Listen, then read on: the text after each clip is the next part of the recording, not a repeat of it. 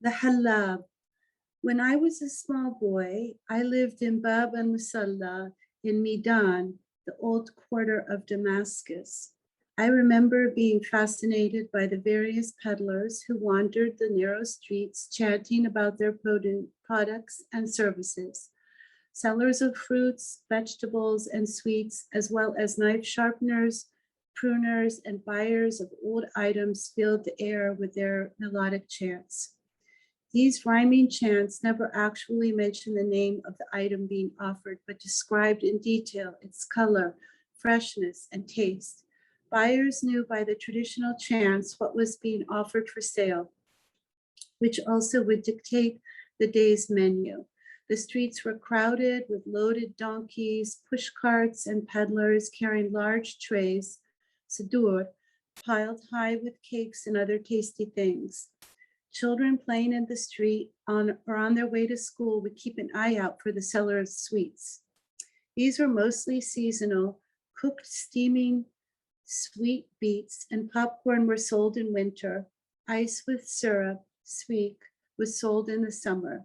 Breads such as kak and manaish were sold year-round, while tamari, a brittle semi-sweet cookie made with molasses syrup, was sold only on the feast days.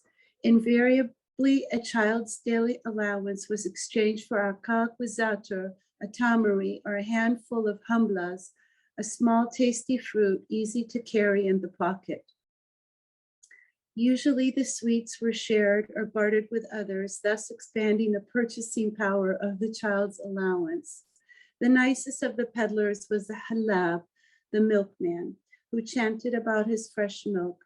The Hallab had a small flock of 8 to 10 Damascene goats that accompanied him. The goats were mostly brown, large, and gentle, and each had 2 strands of hair dangling from their necks. Small children would stand eye to eye with the goats to pet and hug them on their way to school. The Hallab did not mind, and both the goats and the children loved the attention. The Hallab carried a pail, sutil, a measuring can, keali, and a long bamboo stick. When the housewife opened her door and asked for milk, the Hallab would milk one of his goats right then and there. If she planned to make yogurt that day, more milk would be required. If the goats began to wander, the Hallab gently guided them back to the herd. After the fresh milk was delivered and the Hallab was paid, he continued on his route, chanting about his beautiful goats. The other peddlers could not compete with the Hallab, his wonderful goats, and the pleasure of petting the gentle and loving animals.